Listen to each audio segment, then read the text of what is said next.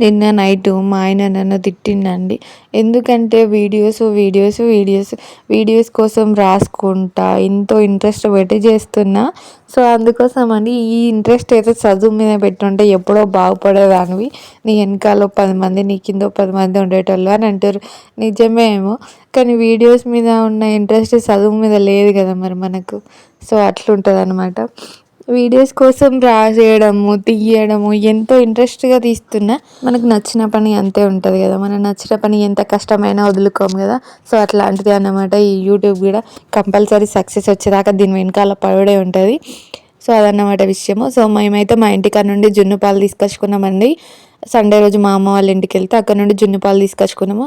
So జున్ను కాగబెట్టినాము. So next డేనే ఆవినింది, next డేనే, కానీ వాటర్ ఎక్కువ వచ్చేసినాయి. సో చూసేయండి, జున్ను అంటే మీకు ఇష్టమేనా? నేను నిజంగా ఆన్లైన్లో జున్ను పౌడర్ దొరుకుతుందని చూసినాక షాక్ అయినా. మాకైతే దొరుకుతుంది, తినలేము, పడేస్తాము, వట్టిగా పాలు పడేస్తాము అనిపించింది. వీళ్ళేమో ఇట్లా కొనుక్కొని తింటుర్రా అనిపించింది నాకైతే. సో మేమైతే జున్ను ఇట్లా వెయిట్ చేసి చక్కెర వేసుకొని తింటాం.